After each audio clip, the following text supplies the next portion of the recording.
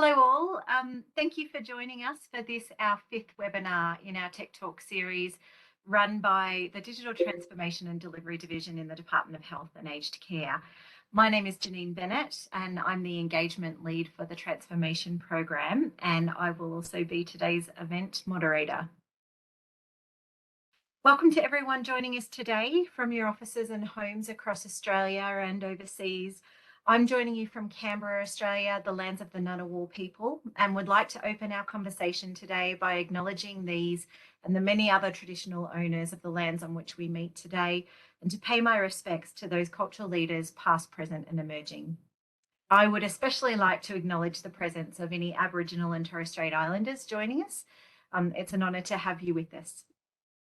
Shortly, I'll hand over to Faith Lavaris, the First Assistant Secretary leading the digital transformation for aged care on behalf of the department. But first, just to cover a couple of quick housekeeping items. Firstly, please note this webinar is being recorded. The recordings are made available on the health website as soon as our captioning is completed. That usually takes us about a week or so after the event for that to go live. If you have any technical difficulties during our presentation today, we do recommend that you use a phone line to dial in. These details are all available in your invite, the phone number and the access code that will allow you to get back in. So if you have any troubles, that's a surefire way to not miss any content. As with our previous Tech Talks, we have secured a block of time at the end for questions and answers. You can raise questions in the Slido app. Typically that shows in the bottom right hand of your WebEx screen. Just go ahead and type your question in Slido and click submit so your question can flow its way through to becoming a public question.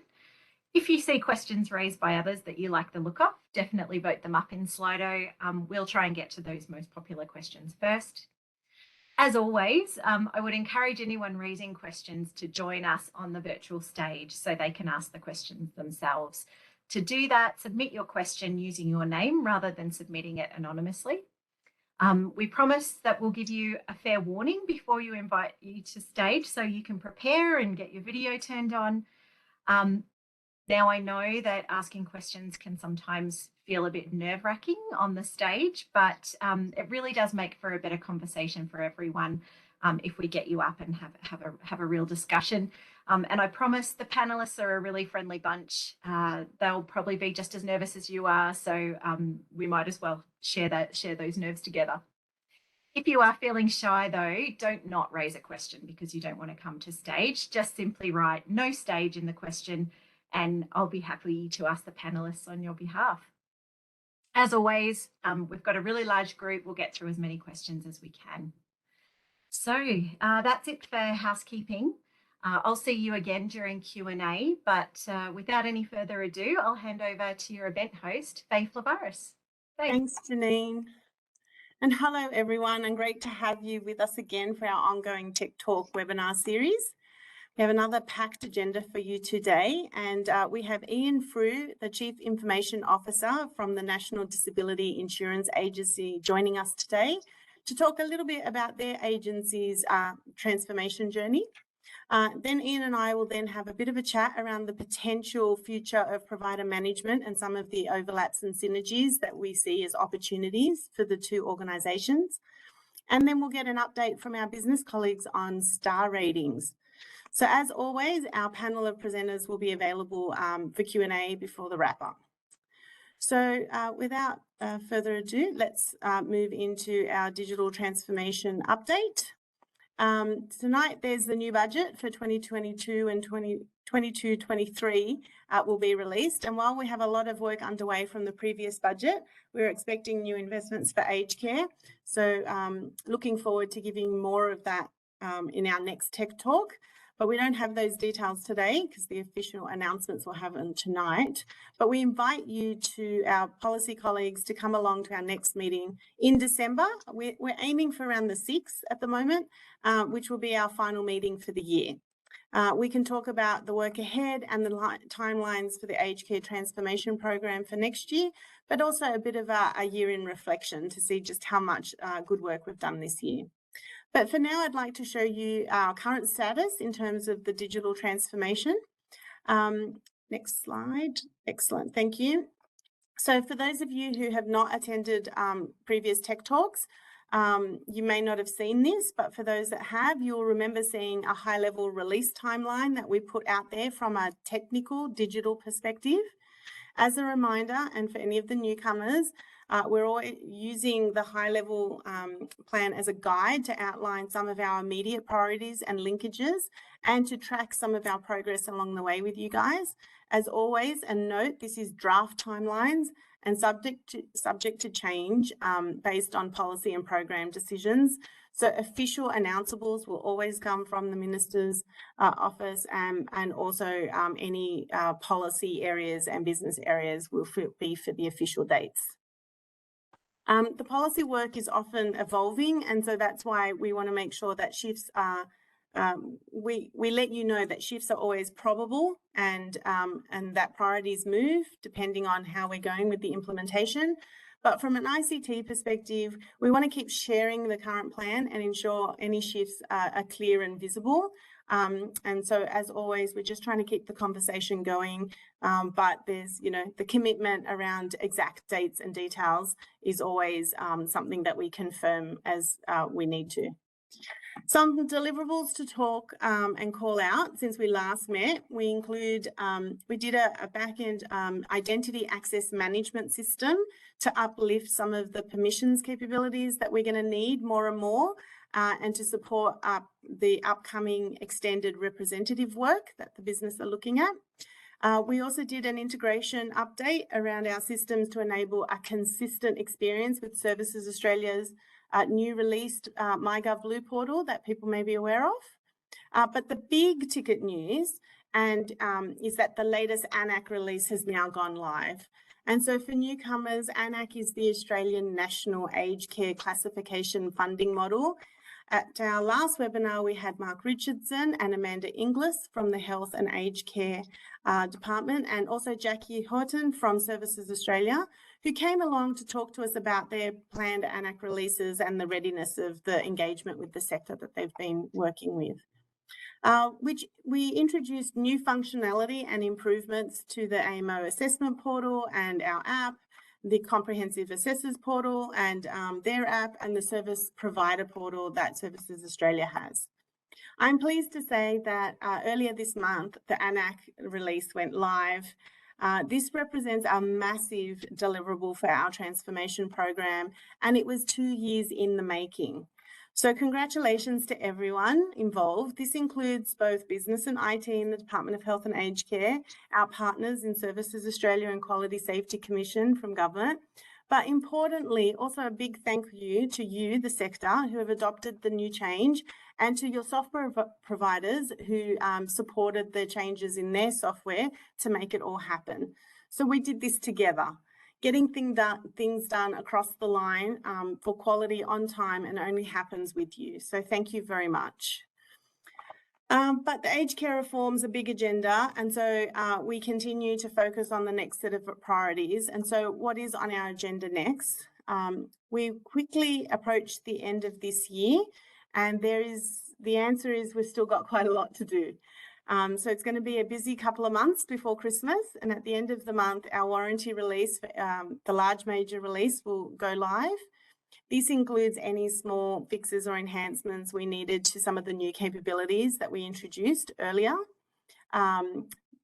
They span across a number of different, enhancements around AN-ACC, expanded representatives, some of our serious incident response reporting, enhanced carers gateway, special verifications, and more. So as you can see, we're constantly iterating, making sure we're testing and learning and deploying as we go. But coming up before the end of the year, we also have quarterly financial reporting, technical deployments. We have technical foundations release scheduled for the end of November for our provider trial that will use to run the sector to assess the usability of the new provider management system. We also have star ratings and quality indicators. So there's a lot more happening on the new platforms that we're introducing for Salesforce. We've also got the business to government gateway beta releases planned for early December. So as you can see, the list is long, We also have some of our decommissioning of older systems as we continue in the background for our aged care data warehouse. So moving on to the next slide, I wanted to also take a minute to cross-promote some of the engagement activities being undertaken by our policy colleagues in the department over the coming months. And these are really, really important. This gives you guys the opportunities to provide your feedback in some of the policy that they're thinking about, and it's their consultation with you. So first, in the support at home policy area, a new discussion paper has been released for the public comment. The focus of the paper is the new program for in-home aged care. So looking at the 4 government-funded programs that help people stay in their homes for as long as possible today, these include the Commonwealth Home Support Program, the home care packages, the short-term restorative care, and the residential respite one. The intent is to design a new program of service that make access to care faster, easier to understand and navigate, and to make sure that older Australians get the highest quality care and help they need. So to design this new program, our policy colleagues are starting out by listening and talking to the grassroots people who use and deliver these services. So to that end, a range of public consultation sessions are available from now to late November. The department has also released a short-term restorative care survey for providers and care recipients to hear about their thoughts and experience with the program. So the team will provide an update on the progress in our 3rd webinar around support at home, scheduled for early December. You can see the dates on the slide. That's a webinar led by our policy colleagues, not to be confused with the tech talks. But we always like to make sure that we're cross-promoting, and so that you, within government, so you guys can see we're one government and that you're getting the information from multiple sources. Finally, with targeted discussions with the industry stakeholders, they're planned to commence in February next year. More broadly, in the interest of cross-promoting the important engagement work being undertaken by our policy areas, a reminder that the online aged care engagement hub is the best place to go and get up-to-date news on the programs of policy work and consultations. And there's quite a few out there at the moment, so we just wanted to bring these to your attention. These are all publicly available information regarding aged care policy reform, and it's available on the site, including their upcoming consultation calendars and the ability to subscribe to the fortnightly aged care newsletter. So we want to ensure a strong link between the policy work and our digital transformation, the what and then the how. So the enabling IT pieces of policy puzzle, as you could say, that comes in underneath. We also want to make sure our tech talks are promoted on the Engagement Hub webinars page and in the aged care newsletter. So keep an eye out for all of those things to come. So that's enough about where we're up to in our transformation and the lot of work that we're looking at together with you. I would now like to make you a little bit more aware that there is a lot of work proceeding in health, but we know that other agencies across the Commonwealth are just as busy delivering on their ministerial commitments and plans. And so part of our tech talks is to have other agencies come and speak to you about what they're doing. And I don't want to pretend that it's easy, but as part of our public engagement plan, we make connecting across government a big priority. We've had visiting speakers from Services Australia. We've had regular invite representatives from Australian Digital Health Agency to these events. And in fact, we have Laura here today from ADHA and on our Q&A panel. Thank you, Laura. And in that spirit of cross-collaboration, I'm really pleased to have Ian Frew joining us from the National Disability Insurance Agency. So Ian is the Chief Information Officer at the NDIA, having worked across Asia, Europe and the USA, and of course in Australia. Ian has proven a track record of delivering transformations and digital strategies. I'm keen to share with you the conversation Ian and I had around potential for cross-government solutions for the providers working in our sectors of interest, both in aged care and disability. But before we do that, I'd like to welcome Ian to the stage so he can share with us his IT transformation journey being undertaken at the NDIA. So welcome, Ian. Thanks, Faye. And yes, it's been quite a journey. So over the past 4 years, the NDIA has been executing a massive transformation program, and I will attempt in about 10 minutes to cover off what, the how, the why, and possibly some lessons that if anyone listening plans to go down a similar path. So for a start, what's been delivered to date? Well, first of all, 2 years ago, the NDIA launched a fully accessible mobile app for our participants to view their budget and to make claims. Then 18 months ago, we launched the specialist disability accommodation on our new Salesforce platform. And this year we've piloted a new accessible participant portal. So following a 70-week build, we'll shortly be commencing a pilot with a new CRM underpinning the day-to-day operations of the agency with a national rollout in the new year. If that wasn't enough, in parallel to all of this, we've also been rolling out a new network and physical and desktop environment. So the past 4 years have been a bit of a roller coaster. To understand how we got to today, we need to go back about 6 years. The NDIA went into what's known as full scheme in July of 2016. It coincided with the launch of a new CRM built by DHS, now Services Australia, to the NDIA's requirements. The NDIA back in 2016 was very new. Most corporations and large government departments have been around for 30 to 50 years or more. This means that they have an inherent maturity. They know what has to be done, and they've developed national processes. The NDIA in 2016 was still very much getting on its feet. Their new CRM was primarily built to provide the initial plan to participants and not much more. By 2018, the NDIA learnt enough to be able to articulate a business strategy and operating model, but they also realised that over 50% of their work was done off-system, and we started to address this. By 2019, however, it became clear the existing CRM could not be modified fast enough or cost effectively to meet the business demand. So the board approved a cloud-first strategy and approach to market for a new CRM, not as a replacement, but as a case management layer over the existing one.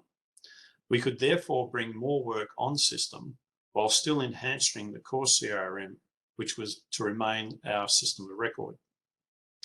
We also commenced looking at a BYOD strategy to allow our partners in the community, these are third-party organisations which make up approximately 50% of our workforce, to use their own device while still accessing the NDIA systems. So why did this turn into a transformation? The tipping point was the need to make the participant plans more flexible with more fungibility. The existing CRM was essentially hard-coded in this respect, so this change would be both exorbitant as well as very high risk.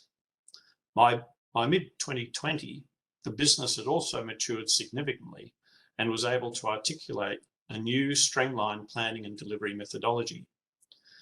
But before we could start any development, we had to onboard all of our build teams right in the middle of COVID. The first drop was the delivery of the Specialist Disability Accommodation, SDA, in February of 2021, which has up till then had been handled manually. The major build took 70 weeks, and by the time we went into code freeze a couple of weeks ago, we had developed almost 1,900 stories. Throughout the build, however, we continued to provide business benefit. For example, we provided email to case for the contact centre. Plus, our new environment allowed us to move much quicker and support urgent priorities such as the hospital discharge work. Meanwhile, the BYOD initiative had also been influenced by the move to the new CRM. The NDIA needed to stand up additional systems, logging, monitoring, document storage, and therefore needed to control its own network and hence its own desktop. The timing for the NDIA was just right. For once, Sod's Law actually worked in our favour. These days, the cloud and cloud vendors are now able to deliver promises made over 20 years ago. You get zero trust out of the box, infrastructure as code, can use standard no-frills NBN as your network, sovereignty issues are mainly solved, and companies such as Salesforce have committed that anything not WCAG 2.1 AA, which is the international accessibility standard, then they consider it as a bug and have been honouring this, which is great. Large cloud providers also connect you to their worldwide SIEMs with invaluable insights and protection.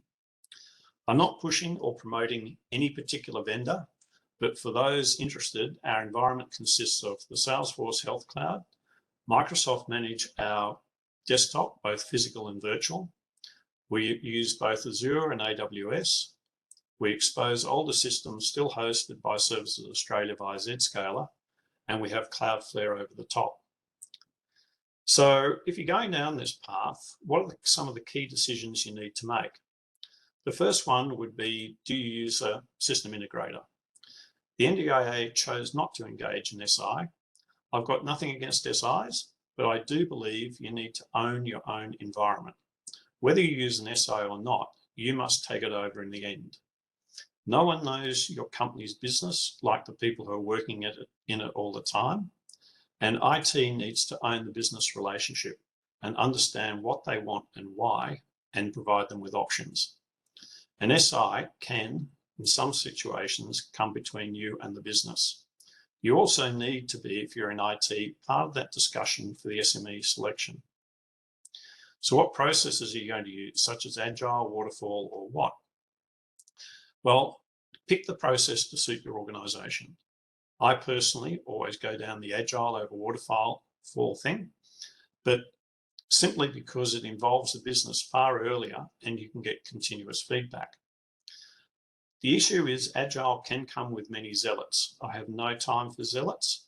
Agile is a process, not a religion, and zealots can cause massive disruption. Whichever process you elect, modify what the book says to suit your business. The three key things are everyone, business and IT, need to know what that process is. Secondly, everyone needs to use the same nomenclature. And then thirdly, you need to have a common central repository of all artifacts, preferably online. These three things are absolutely vital in large organizations with departments in different locations. So what are the other things you need to consider before going on to a true transformation? Well, the key thing for me is that transformation is not a light switch. You don't rush into a transformation. Is your business and your IT ready for such a significant step? If you think about the NDIA's journey, we knew we had to do something, but it took us over 2 years to say, no, this is what we really need to do. And so there was many debates, both at ELT and board, before we decided to go down this path. Most organisations, however nimble, will take between 12 to 18 months to get into a rhythm. You need commitment from all areas, and I'm pleased to say within the NDIA we had this. So for example, your main business sponsor needs to be able to commit that they're going to spend 25 to 50% of every one of their days on the transformation. If they're not, then don't start. Your CEO or department secretary needs to commit that they are going to spend some part of each and every one of their days on the transformation. If they're not, then do not start. If your ELT sees this as an IT program, run.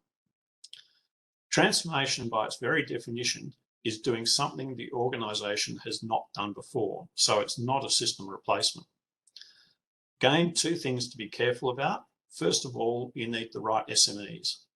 SMEs are the people who know how everything works, but be careful they don't decide to rebuild the present.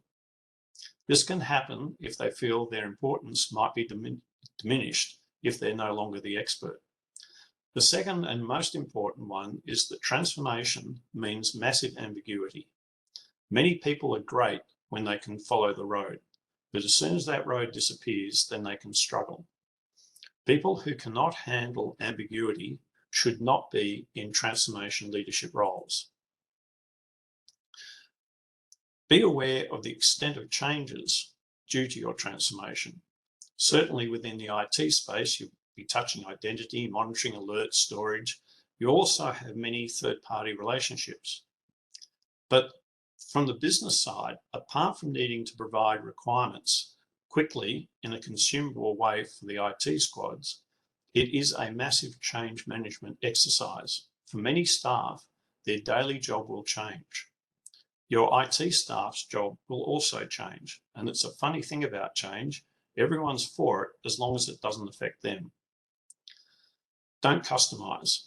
It's very hard to do, but there's massive and obvious benefits if you pull it off. And we've all heard the horror stories. If you employ a lot of developers, funny thing is they'll want to cut code. So balance your squads. We actually lost some very good people because they deemed our work was too boring. We were very much configuration only.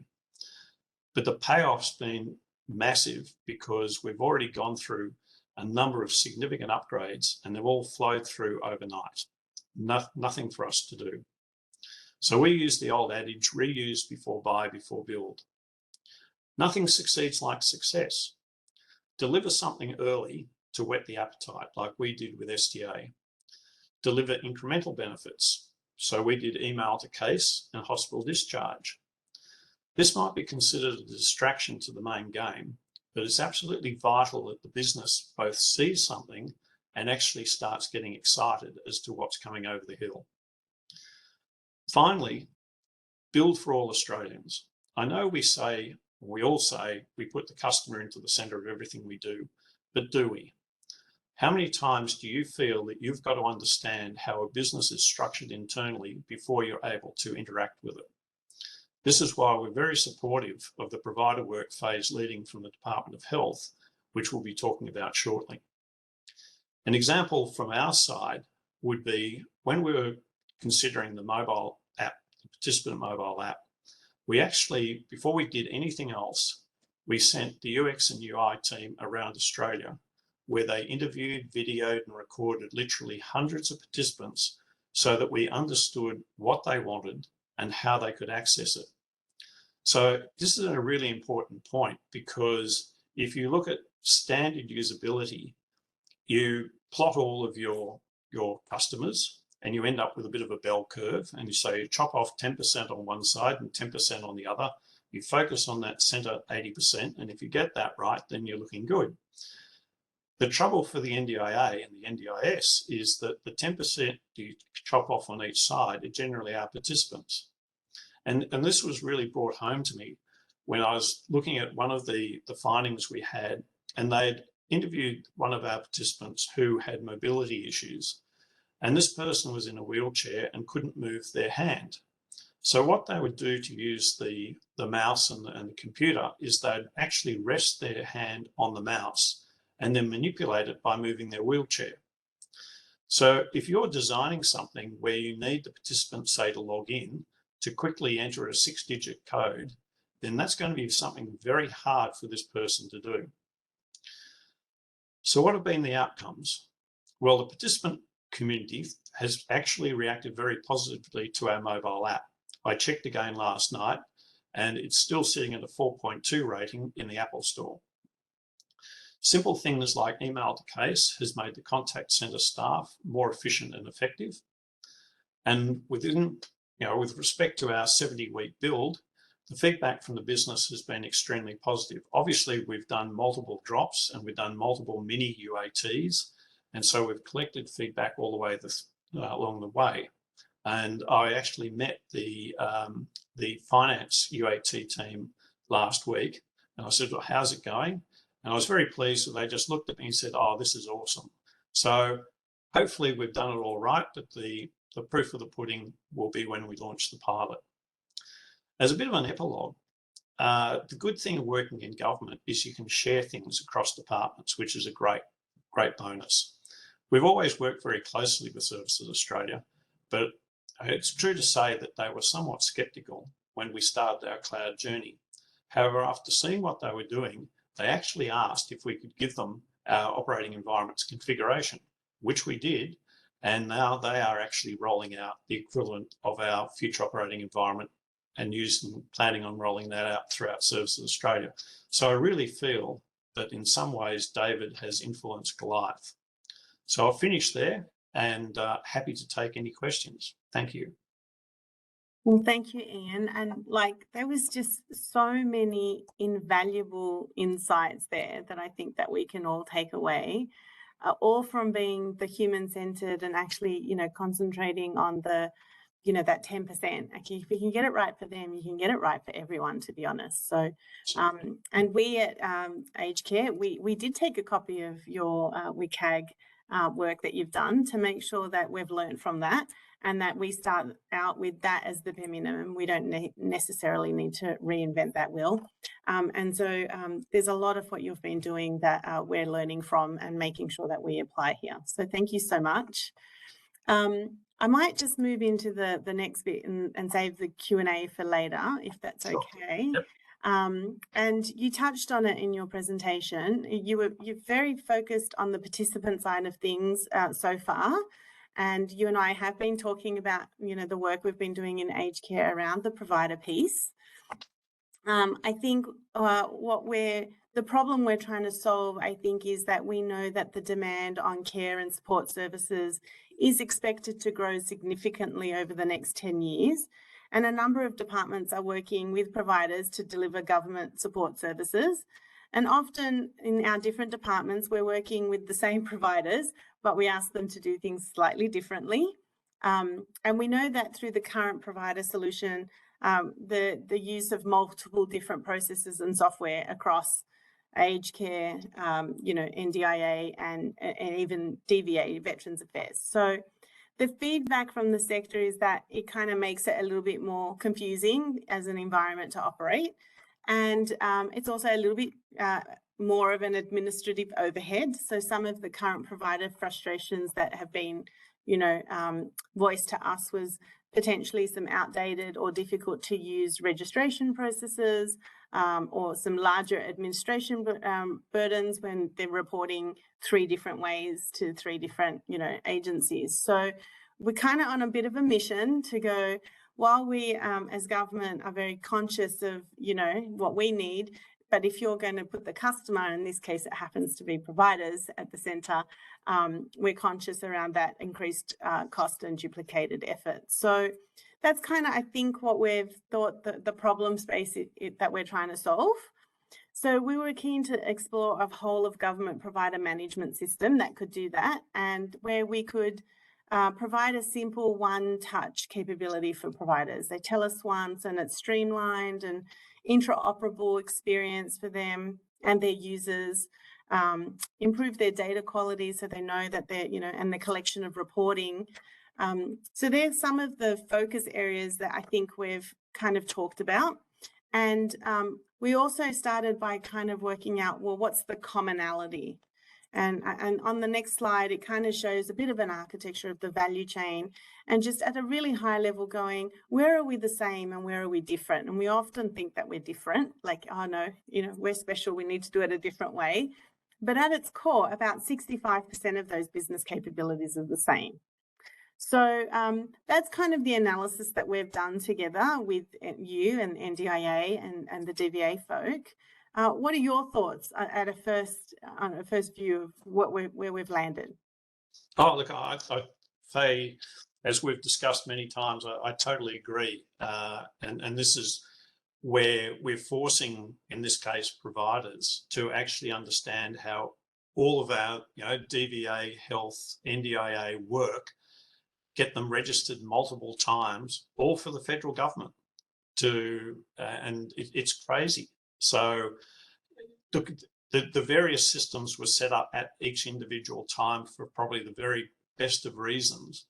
But I think that given the increased costs that such as providers are facing to do business with the federal government, this sort of work is long overdue. And so that's one of the reasons we're really supportive. Now, I need to qualify like all these things. We're in Tech Talk here, and so there's always the disclaimer when I do these Tech Talks. It's about, this is a technical focus at this point in time. Policy reform is a separate discussion. So irrespective of, you know, what might happen there. There is still an element at a platform, at a foundation level, where there's still 65% of technology that can be reused. And we can configure the other 35% of the policy. So to your point, you know, a bit of a low code approach to that.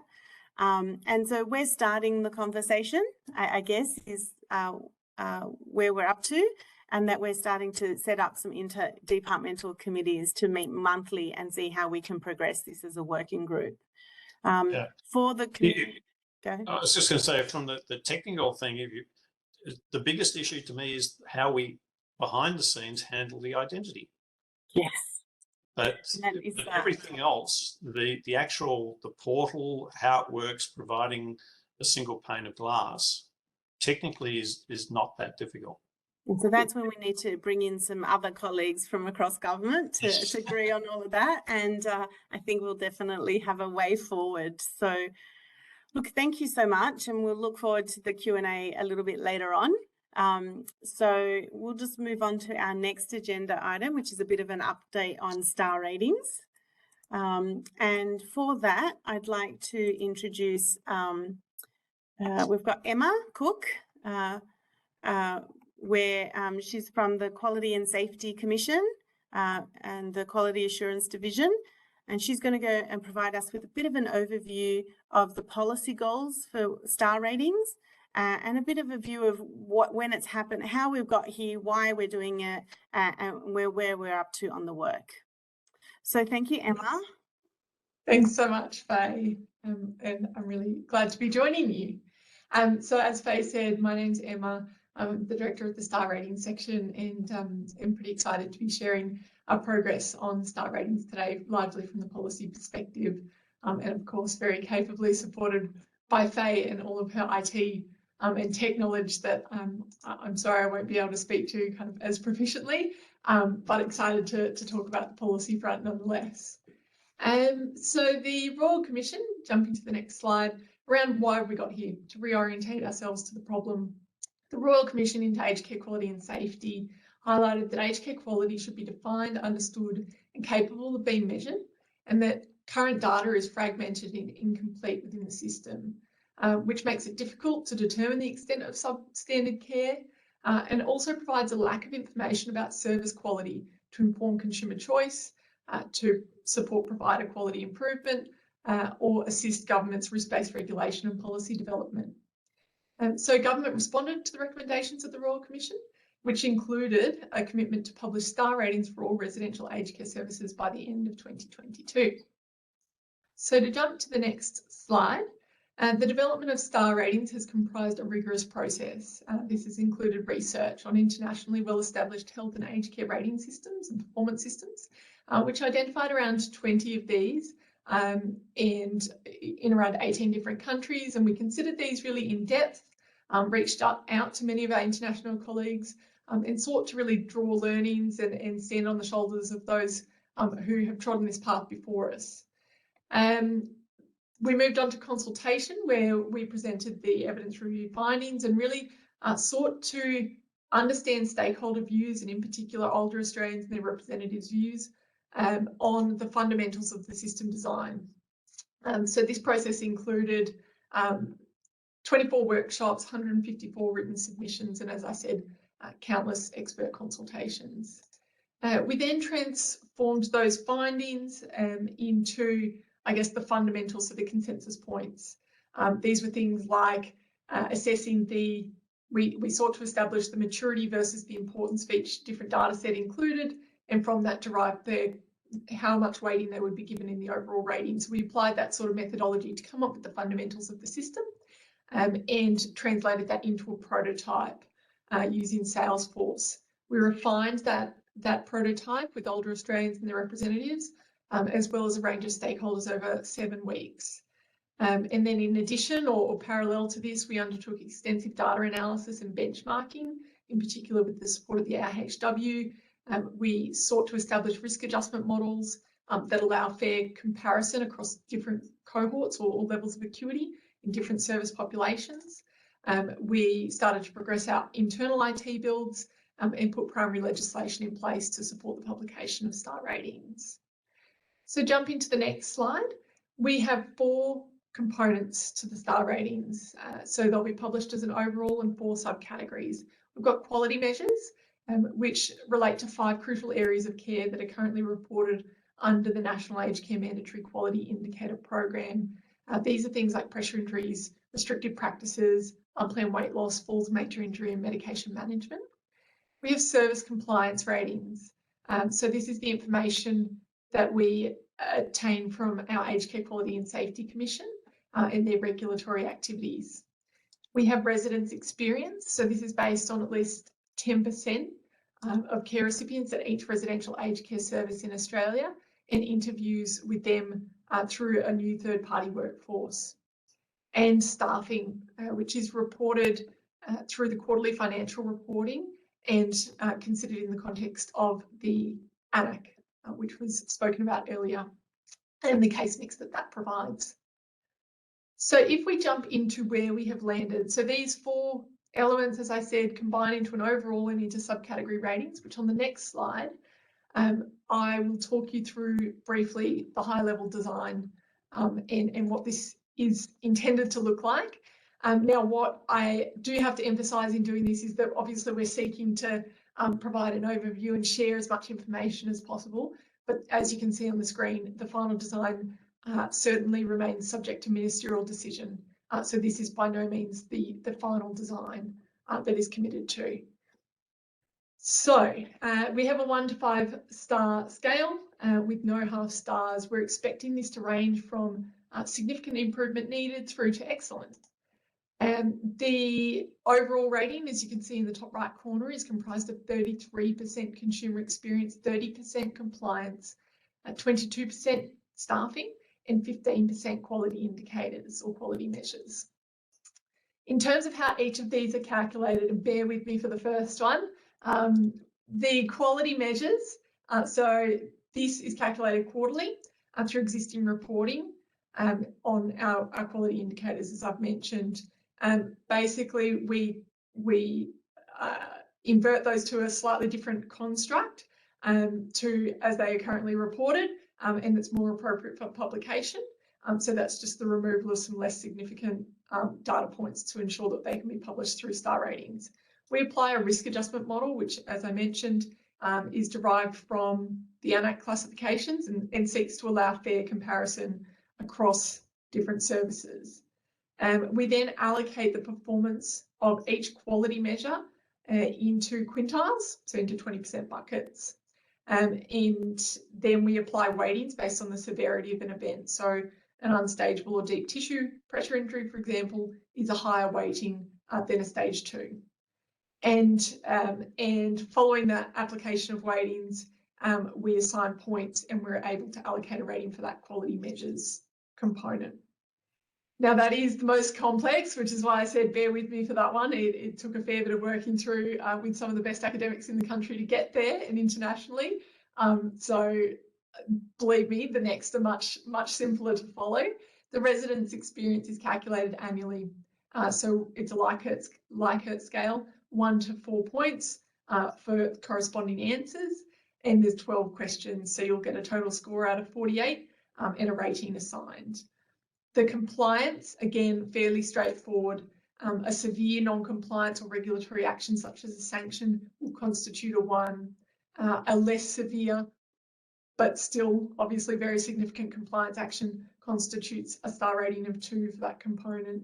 A 3 would be compliant at this point in time, and then 4 would be compliant for a longer period of time, such as a year, and 5 for a full accreditation cycle of 3 years. And then finally staffing, so calculated quarterly, as I said, through that QFR reporting process, and then case mix adjusted based on ANAC targets for care minutes, which relate to registered nurses and personal care workers. And basically these ratings are based on, it's a matrix of the 2, of the overall and the RN minutes, and it's allocated based on the extent to which you have met or exceeded a target for your service. So that is the overview of the design, and you can certainly, I'm sure, appreciate from that the number of algorithms, the number of data sources, the number of business rules that all need to combine to result in this build and to make this system work. So it's been tremendously complex and well supported by our IT colleagues. In addition to this, and in addition to just the star ratings themselves, we'll have supporting information, things like historical performance over time to show improvement over time, specific service information and offerings, of course, noting that people are often interested in that supporting content too. And I should note that providers are expected to receive a preview of their ratings before go live, which would allow them to raise or have rectification of any perceived IT or data issues before publication. So as you can see on this next slide, it provides a brief example of what you can expect to see on My Aged Care when the star ratings are published for each service. They'll be identified through an enhanced Find a Provider tool available on the My Aged Care website. And you'll see an overall rating as well as the 4 subcategory ratings. Each can be clicked upon and looked into for further granularity of data and supporting information relevant to each of those fields. There'll also be separate pages available providing details of calculations and star ratings. And on the next slide, you'll see the significant volume of work that I've outlined and tried to speed through in this overview presentation that's taken place over the past 18 months to develop and deliver star ratings. And this is included, as I've spoken through, policy development, data analysis, primary legislation, IT delivery, as well as communications and change support that will continue as we move towards the publication of star ratings on My Aged Care, along with the whole suite of business readiness activities that are required. So this will be a tremendously important digital reform and first step that will enhance transparency, quality and choice for older Australians receiving aged care. However, we hope that there are opportunities in future to enhance these star ratings over time through data and technology, and these may include, as you can see on the screen, the inclusion of additional information sources as these become available, automated reporting of data, which would be great to see and would allow greater granularity and frequency while reducing the burden for providers and those reporting this information. Further refinement through continued user experience testing to ensure that we're really realising the maximum benefits of this landmark reform, in particular for older Australians. And of course, quality improvement through future reviews and uplifted performance benchmarks over time that will drive improvement, and including through the use of that provider preview functionality that will be critical in providing performance information and report cards that allow providers to compare to peers and compare to themselves over time, and of course engage in that critical improvement that we want to see and that will ultimately drive improved quality for older Australians.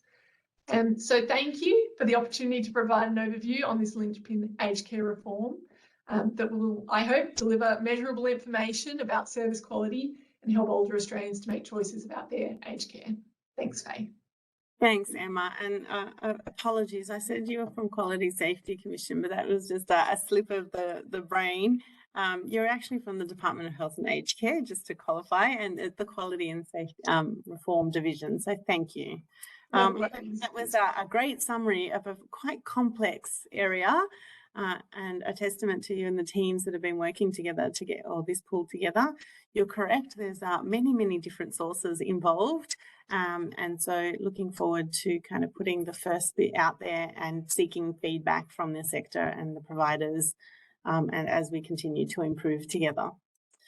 So without further ado, I think we're moving on to our Q&A, and it's at this point that I'll hand over to Janine to help moderate some of the questions for us. We're going to invite our panellists who have presented here today. Janine, over to you to bring them up. Thanks, Faye. Okay, everyone, time to put your questions to our panel. But first, some introductions. You will have already met our speakers. So Faye, Ian, Emma, thank you for joining the panel. I'd also like to welcome Dale Norton from the Department of Health and Aged Care and Laura Tone from the Australian Digital Health Agency to the stage. Welcome, Laura. Welcome, Dale. Laura, can I just ask you to introduce yourself first of all? We might start with Dale, actually. Oh, no, there you are. I was going to say your video's not on yet. So Laura Toyne, Digital Health Agency, managing program and project delivery. Thank you. Welcome. And Dale. Good afternoon, all. Dale Norton, aged care and health and aged care, really working on I suppose, the technical platform and some of the interactions we're having around business to government type work. So thanks for having us. Great. Okay, so in the interest of fair warning, I'm going to let Wendy Rocks know that we will be inviting her to stage to ask her question in just a moment. And then after Wendy, we'll invite Linton to the stage to ask his question. But we might get started with an anonymous question. And this one, I think, is for Ian. Are you able to advise what email to case is? Yeah, and look, apologies there. Email to case is simply when you send an email to, say, a mailbox, then in this case, Salesforce will pick up that email, do a little bit of artificial intelligence on it and create a case and potentially route it to the appropriate team to action. And it can also keep track of when there's been multiple emails going in and out, so that what this means is that the person, say in the contact center, when they receive a phone call, can quickly call up that case and they see the whole flow of what the information was, rather than have it to search in mailboxes and other areas. So it comes out of the box. It was very easy to set up and configure, and it made a significant improvement to the contact center staff. Great. Thanks, Ian. Appreciate that. It just shows the potential of some of those back-end configurations to make our jobs easier. And just on that, do we have actually Wendy available yet? Wendy, if you don't mind just turning on your video.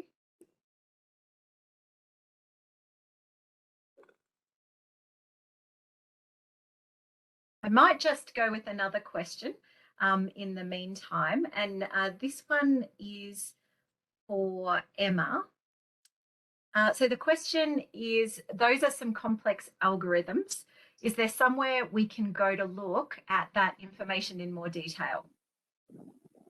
Yeah, they are some complex algorithms indeed. And certainly, as I said, once we have that final ministerial agreement, we will be sharing more details and a range of communications and change supports that will be made publicly available on the department's website, as well as some more simple information on My Aged Care. So in particular, I think the document you'll be looking for will be the technical or provider manual, and that is expected to be made available over the coming weeks following that ministerial agreement. Great. Thanks so much. Wendy, I think we've got your sound, but not your picture, but feel free to jump in.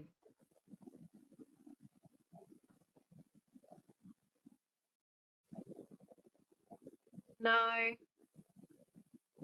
I might have to raise it for you. I think we're having some technical difficulties there. We can sort of hear you in the background, but we don't have any voice. So for the panel, there was a couple of comments from Wendy. One was just a reminder about the use of acronyms, that acronyms can mean different things depending on who you're working for and the sector that you're working in. So if we can just make sure that we explain what we mean by the acronyms, it will help everybody understand. So that was one of the points that Wendy made. But she also had a question, and this is about the NDIA app that allows clients to view budget and make claims. She notes that it has synergy for home care consumers in aged care. Are there any plans to use it in aged care? Well, we'd be delighted to share all of our learnings. Clearly, the app itself is closely tied to the budget constructs and the claiming capability that within our system. But there's a lot of very simple things and the basic framework, absolutely, it's totally reusable and wouldn't take long to implement. And yet we'd be always open to review these things. I think for us, starting with the support at home policy consultation that's happening, and then we can really look at where the synergies are. Yeah, the big learning is in the accessibility side as well. So an enormous amount of work went into that, and so that would be easily leveraged. Thanks, Wendy. Thanks, Wendy. I hope that answers your question. Thanks very much. Okay, so we'll invite Linton to the stage next, and then if we can invite Hatet Zor. Oh, we've got Linton now. Great. Good afternoon, everyone. Thank you very much. Ian, my question's really directed to you with your experiences, and I was really interested to hear how the pushbacks and the progress you made, etc. Is there any possibility we can get a lessons learnt summary or list, or something that will help us along our journey? Yeah, look, absolutely. We haven't, because we haven't actually launched the pilot, that's a couple of weeks away, we haven't gone and done a formal lessons learnt. So there's nothing, shall we say, in any format at the moment, but when we do, I've got no problem with sharing it. But if you've got direct questions at any time, then I'm certainly quite happy to participate in phone calls or hookups of any sort if there's something urgent that you'd like to get through. Thank you, Ian. That's great. Thank you very much. Thanks so much for joining us, Linton. Okay, so if we can get Hatet Zor queued up, and then we'll have Christine after Hatet. And in the meantime, I'll ask one of our anonymous questions. So this one I think is to Laura. What is the ADHA plan, reconnections of my health record to the provider system?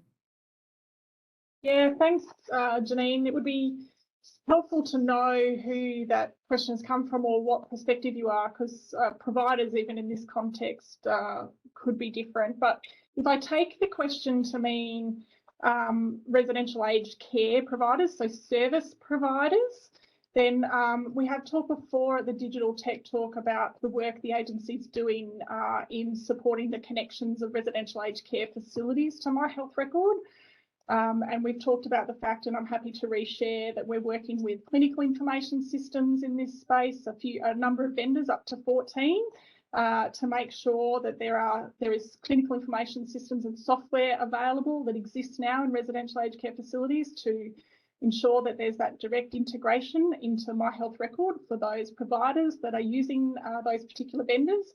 But equally as well, the agency at the moment is conducting a pilot for how we can better support the residential aged care providers to connect into My Health Record using the National Provider Portal. And we should have more information about the outcomes of that pilot, I would think, early in the new year. We're certainly keen to learn and understand the difficulties around that for providers, and to make sure that we can support you through that process in the next calendar year. So I'm going to take the question at the moment to mean that, given I don't necessarily have the context behind the provider. So thanks, Janine. Thanks very much, Laura. Appreciate it. I think we have Hatet online, but we're just in the process of queuing him up. With Christine, we've got a few Christines on the line, so we're just struggling to know which Christine it is. So I might just go ahead and ask Christine's question for her. So Christine asked, and it was a popular question, when will we know more about standardised software requirements? Is this a good one for you, Faye?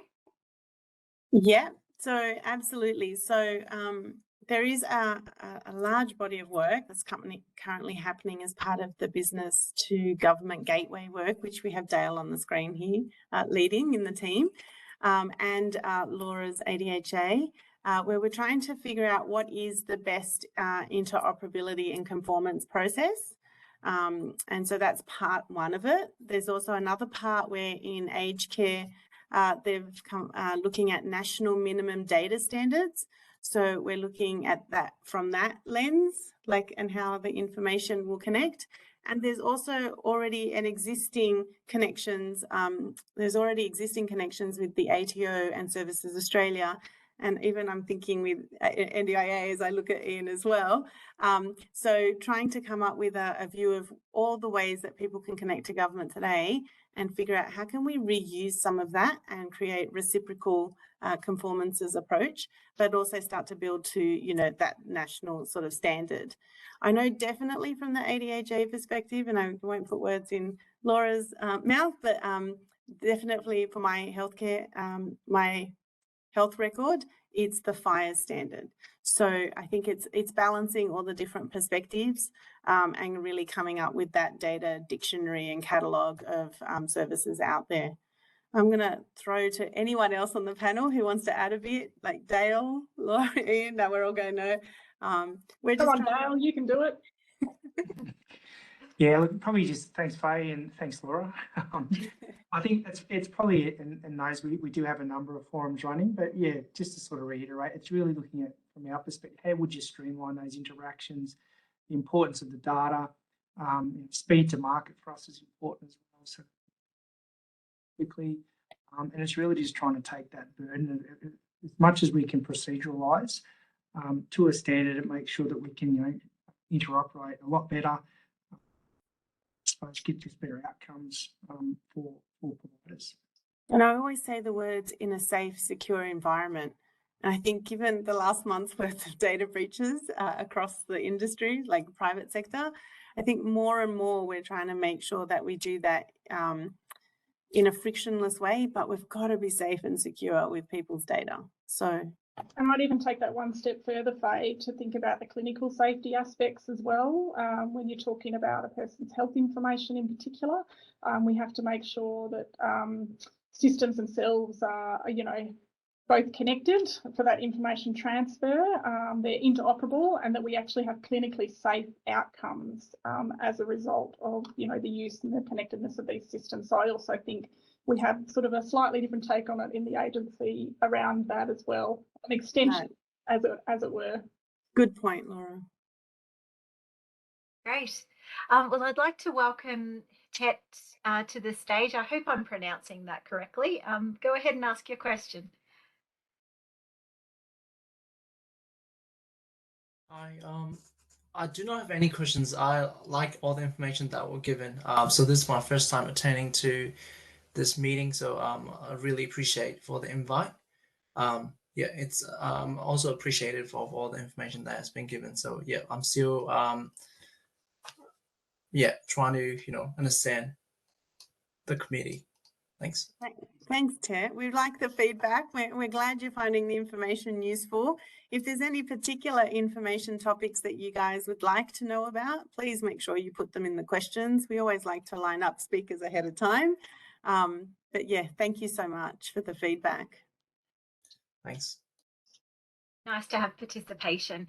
And a quick question that I'll direct at Dale, if I could. How can we participate in tomorrow's 26th of October 2-hour information session and all others in all the other sessions here? So I think that was relating to the support at home sessions, Dale. Yeah, thanks, Janine. I think that the simple answer to that is that we've got everything, all this information we available on our aged care engagement hub. And what we'll do post this is just make sure in the email that we send out some links and whatnot so people can easily find information. Great. We'll be sure and add that to the post-event email so people will know exactly where to go on the engagement hub to get it. We'll invite George to the stage next. We'll see how quickly George can come up. Oh, look, there he is already. Okay, you've got a couple of popular questions there, George. I'll let you run with it. Oh, we can't hear him. George, we can't hear you. There's a speaker setting that maybe is not quite right.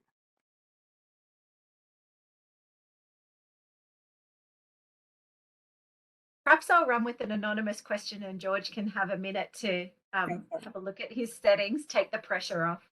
One of the anonymous questions we had was, there was a lot of talk about interoperability. How would the NDIA Health and Aged Care and the DVA link between each other to enable interoperability? And I'm happy for anyone on the panel to jump in for this one. Well, we already do quite a bit. For example, we're already using, and the answer is you do it through APIs. But we're already connecting some of our systems with Services Australia systems in this way. And sometimes we use we use either MuleSoft on our side, but they've got API Connect. It's really just coming up, and I think this is part of the earlier discussion of having a common standard as to how we're going to do it and everyone understanding and following that. But these days, the systems that we have, such as Salesforce, and I'm sure that the other vendors do it as well, they're all built around APIs. And so it's very easy to expose various processes in that way. So that's a tech perspective on it, absolutely. I think it's also important to know that you need a common set of identifiers as well being captured, whatever that set of identifiers is. And so we can't necessarily lose sight of that in all of the digital transformation and interoperability that we're trying to, lean in towards and do across government more broadly, because that is also a part of that solid foundation for the information transfer. Great. All right. Just another example of how digital technologies are helping us transform the environment and make things easier. So great to see interoperability is front of everybody's agendas. I'm not sure how we're going with George. I might just give a warning for Tony Jones if you want to get ready to come up next. And in the meantime, I do have another anonymous question. Will this session be recorded and shared? The answer is yes. All of our sessions are recorded. We put them up on the health website under the Digital Transformation for Aged Care Sector site area, and they're usually available about a week after our tech talks. As soon as we've got our closed captions done, they are almost as good as live and unedited. So they'll be available for you there when you want to check them out. I think, Janine, if you subscribe, I know that on my phone I get like a YouTube prompt. So if you get a subscribe out there, you'll get them prompting and notifying you directly. Perfect. Good to know. Okay, how are we going, George? No. I might jump in and ask one of George's questions in the meantime. So the digital transformation is a hard one, and the challenge that providers are facing is that it is just one of the many transformations they are undergoing. It's a good comment, and how might the panel respond to that? It's a difficult question. And it's a different answer for each person, because everyone's starting from a different starting position. I think from my perspective, if we all acknowledge that we wanted to just focus on bettering the aged care community and for ageing Australians, and that is our why and our purpose, then it is about then focusing on those priorities that we've all decided that we want to make sure that reporting and measuring what we expect, and going digital to help alleviate some of the administrative burden or administrative tasks to enable more time for other things.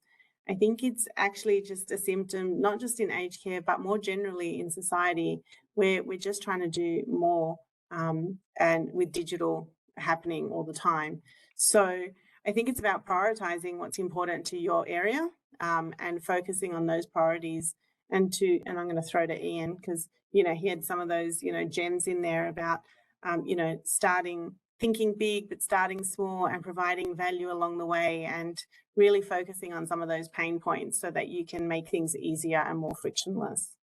Ian, did you want to add anything there? Look, I think you've said it very well there, Faye. I think that the other part of it, and this is the, shall we say, the sad part, is that as we mentioned earlier about the Optus and Medicare, sadly we also see a lot of providers who are suffering breaches. CTARS was in the news, that was a significant one.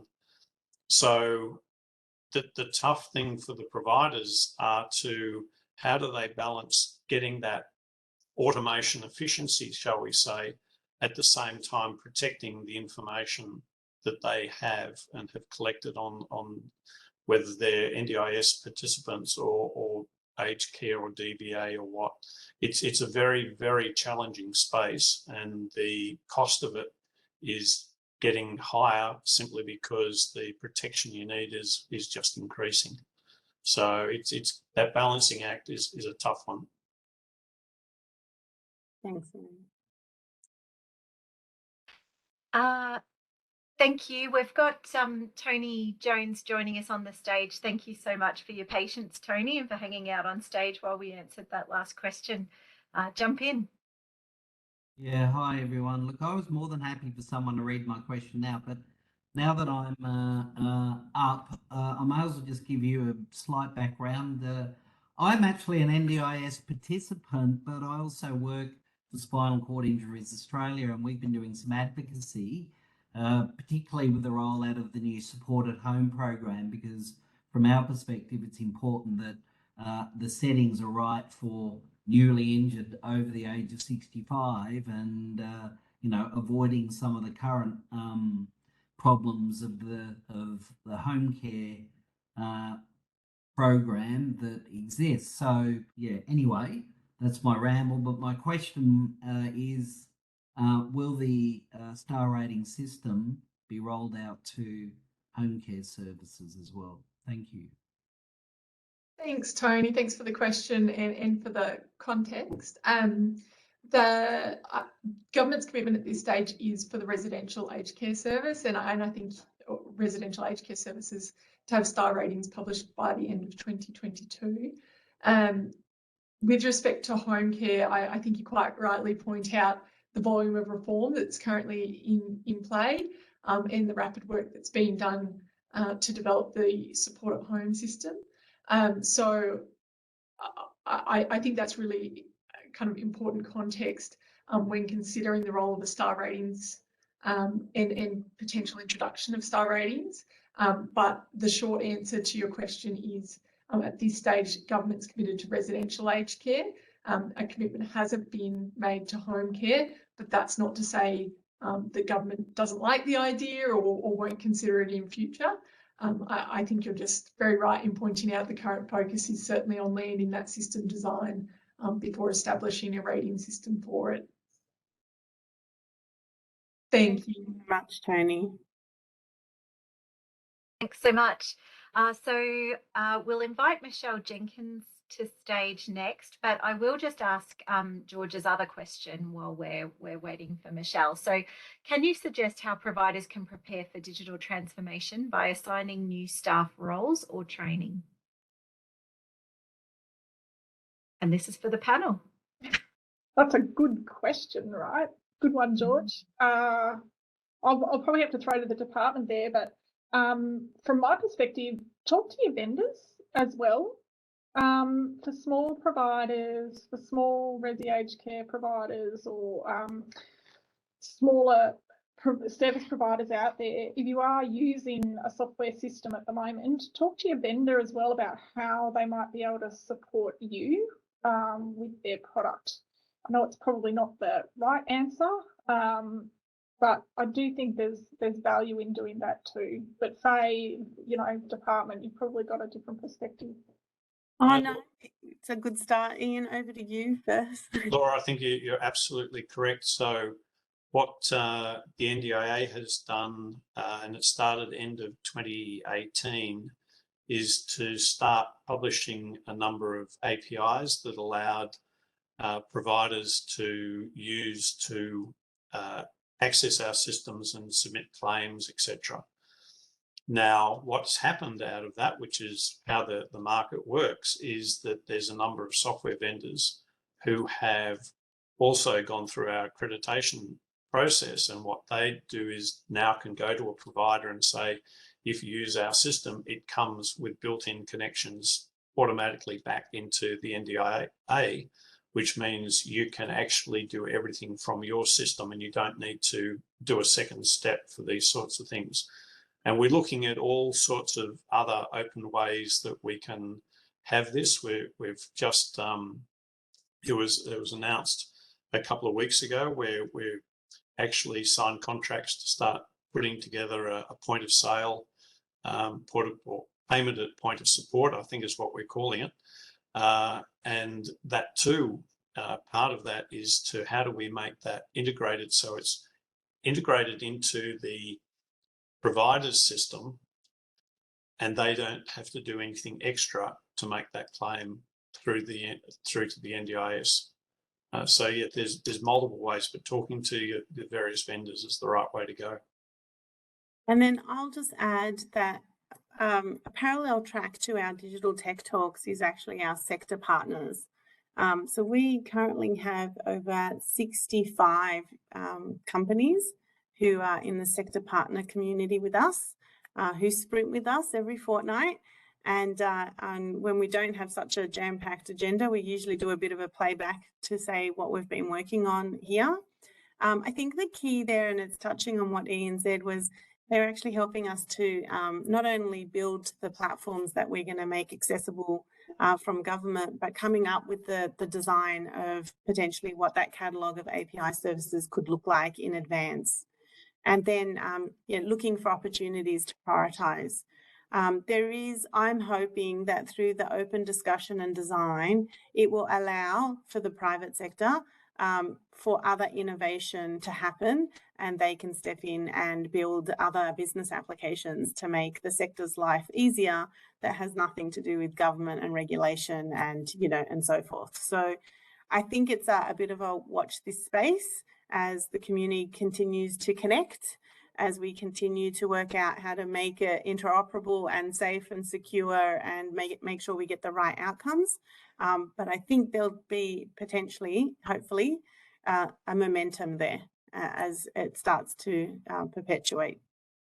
Yeah, and I think it's a good point, Faye. And then there's a final thing which has come up in a few tech talks, at least the earlier tech talks, which is around the workforce in your facility, in your sector, and making sure that you're thinking about how you can skill them digitally and make sure that the workforce has the capability to use the technology that you might either be investing in, considering, or using now, and how they can use that to the greatest extent possible to help those workflows. So I think don't lose sight of that as well as a CIO. That's incredibly important. Look for those opportunities to work, to skill your workforce in the digital. And it's certainly something I know that the agency is quite focused on is the digital capabilities out there and how we need to work to assist that. Thanks very much. Just thinking too, just to finish on that one, probably two other areas. One is just to stay informed in these sort of sessions as best you can and stay connected, and probably the other part for me, there's so many lessons learned, and you're running through a couple gems just before, like, sort of make it your business if you can, just to really understand and have a look at some of those lessons and see what can be learnt from that. Thank you all. That was a really great response. We have Michelle joining us on stage. Hi, Michelle. Go ahead and ask your question. Definitely not having luck today with the volumes. No. No, we can't hear you, Michelle. I think it's your speaker setting. We're going to probably have to do a user instruction maybe on the speaker settings. Under where your mute button is, there's an option to select some of your audio settings. You must have a different setting there. We'll give Michelle a second. No pressure, Michelle. I'm happy to ask your question for you if you're not able to find the right setting. But I will just note that we've had a good morning from Pabat in WA. Hello, good morning, good afternoon for the rest of us over here on the East Coast. Your question, I think we've already answered, but yes, the video will be shared. We also do share the slide deck on the Health and Aged Care website under digital transformation for the aged care sector. So thanks for that, and welcome from WA. How did we go, Michelle? No luck. All right. Feel free to smile and I'll ask your question for you. How do providers address significant cost implications of digital transformation with capped funding constraints? Good question. So I'll take this one, and it's actually some feedback that we've received beforehand. It is a priority of discussion internally. I can't say where it's going at the moment, but I think in some ways there is a recognition that there is a cost to change. And so I'll probably leave it at that. There's not a lot more I could say here. I think there is an element of each provider, whether it's your non-for-profit or a profit, and like they've all got different dynamics of, you know, accessibility to funds to be able to change. I'm not sure if that's answered. I know it hasn't answered your question in totality, Michelle, but I guess what I'm saying is it's recognised. Thanks very much, Michelle. Appreciate you coming to stage. So we'll invite Stuart P next. And in the meantime, just a comment from Fiona. Great to hear a commitment to streamlining across government departments. Thank you. We often talk about it being the coalition of the willing. So, yeah, thank you so much for the feedback. Okay, Stuart, can see you've got yourself a big room there.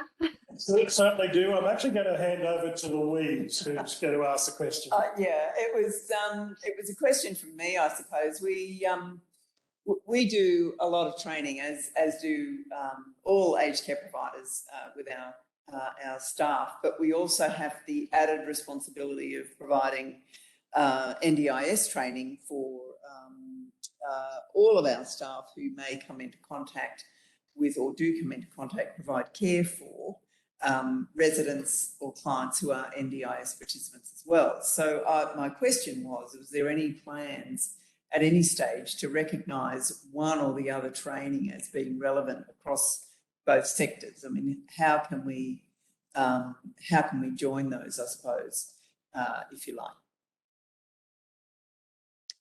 Yes, Ian, I'm going to go speaking to the tech folk, and I'm going to go. It's an excellent question, and I can only, because we get similar sort of requests that providers feel that they're duplicating things many times. So all I can say, similar to what Faye said to the previous answer, it has been a subject of discussion. Sadly, I think that, you know, whether it's health or NDIA or what, we get so fixated in the issues within our own space, it probably doesn't get enough play, but it is definitely being discussed. And so thank you for raising it again, because we do take the messages and questions that we have here, and we do actually then table them across to all the other first assistant secretaries within the department. And so they do see that there's a repetition on certain topic areas that are coming up. And so we'll make an effort to highlight this again. Thank you very much. And thanks, Ian and the panel. Thank you. Thanks, guys, for the question. Okay, so I'll give Paul Gabbett a bit of a heads up, and Jennifer Crust will get you to stage next. And in the meantime, I'm going to ask a question on behalf of Barbara. Will star ratings be applied to home care services in the future? If so, what is the approximate time frame for such a rollout? And I think this one might be for you, Emma. Yeah, I think this is probably quite a similar kind of question and answer to that that I discussed with Tony, and that's that the current government commitment is to publish residential aged care star ratings for services by the end of 2022. that obviously there's quite a lot of reform happening at support at home or in the development of support at home and the in-home care system. And there's currently no commitment to publish star ratings. That doesn't mean that there won't be or that government isn't interested in it, but the immediate commitment is to residential care. And I think we'll all be interested to see that development of in-home care system further, as well as how we might enhance or expand star ratings over time. So that's that probably answers that question. Great. Thanks very much, Emma. And welcome, Paul. Thank you very Feel much. free to jump in. This is probably more a policy question, my guess is, but it's around the quality systems, and will system participants, whether it's aged care or say in residential or in-home care, have the option to not have their data collected in the process of quality auditing, such as I don't want you to write down how deep my pressure wound is? Or will participants have to accept that if you're receiving subsidised aged care services, then you have to opt into data gathering around the quality system? I'm going to throw to you, Emma, on this one. You're probably the most qualified out of all of us to ask this one. No, absolutely. So with respect to something like you've put forward, we don't. I guess how we deal with consent is that obviously consent is always required when some sort of physical intervention occurs, if that makes sense. You can't touch people or conduct an assessment on them without that. However, in saying that, the majority of data that's collected for things like quality indicators, as you've cited there, is done through routine care processes. And so the expectation is, that and without kind of stipulating how people should run their business or prescribing it right here, that's not what I'm doing, but providing an example, which is to say, we're going to, are you prepared to bathe now or take part in a personal care process, and to conduct that skin assessment as part of that bathing process, or as part of that, in the instance of the newer quality indicators, incontinence pad changes, those processes, if that makes sense. So there's consent, of course, to always touch or provide that care, and there's that open communication, as there always is. However, and so that's how it's dealt with. And so we haven't really experienced an issue whereby people simply couldn't deliver that routine care, if that makes sense. Yep. Okay, thank you. Thanks, Emma. No worries. Not operating in the dark. I know that I'm trying to wave my arms around and turn the light on, so apologies for that. And if I was a bit disjointed. The only other thing I was going to say with respect to the question about alignment is, and this isn't directly kind of relevant to star rating specifically on my scope, but what I would say is that there is a lot of awareness around the opportunity for harmonisation and greater convergence between disability and aged care. And so reforms such as the current review of the aged care quality standards is taking that view and that lens to align with disability to a greater extent, and that review and consultation process is now open. So if there is that interest and alignment in convergence across disability and aged care, which we're all talking about and working towards, then those sorts of reforms and processes are underway and evolving or inviting your input as well. Thanks, Emma. No worries. Great. And lucky last question of the day, Jennifer. Welcome to the stage. We just don't have your video on, so we'll see how we go with this one. Sorry, I was just trying to get my video up. Great. Hi. I'm the CEO of Golgong Hostel, which is located in central West New South Wales in a town of about 2,000 people. We're very small. We have 25 beds and about 35 home care packages. We have a very flat management structure. There's me, and I do everything that's not clinical. And we don't have any on-site IT, and I was just wondering if there's any help out there for tiny rural or remote organisations so that we can, get our heads around everything. I mean, sorry to say, but I understood sort of 1 in 3 words of what you were talking about. So any help would be greatly appreciated. So Jennifer, I don't have an answer for you here and now, but I would love to get your contact details and meet up with you and just get a little bit more of an insight into your problem space that you have. Small, medium, large, like we need to understand all the different types of providers, and you know, the services you provide are integral to that area and that community. And so I would love to be able to speak to you to find out how we may be able to help you. That would be fantastic, Faye. Thank you. And Jennifer, from my perspective, just on the sort of health aspects and how you look after the kind of healthcare of your ageing No, residents? we provide fantastic care. Okay. We're actually accredited for 4.5 years. Yep. So it's just these rated reforms. I mean, we've got new, you know, SIRS coming into home care. There's been no guidance, no training. We can't get down to Sydney for the training next month. And, you know, all these new QI stuff next year. My care manager spends probably at least 3 days every quarter just collecting that data. I mean, we have electronic clinical documentation systems, but they're not quite presenting it in the way that the government wants it. So we spend a lot of time. I'm doing my QFR at the moment, and I've spent most of the day on it.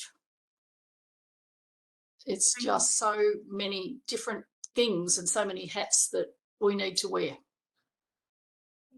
Thank you, Jennifer. I really appreciate the insight. We'll take an action to meet with you and get a better understanding. You would not be the only one. And so if we can learn from you and make it work for you, then we can make it work for the masses. So that'd be fantastic. I mean, we've got a very strong peak body subcommittee out here. And I know that so many, you know, highly talented aged care managers are leaving because it's all getting too hard. Yeah, thank you.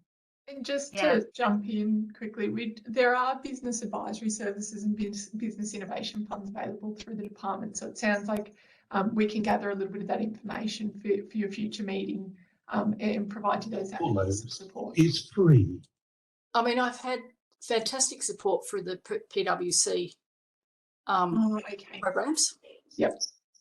And they've been great, but nothing who has taken an overarching look at our interoperability of our systems.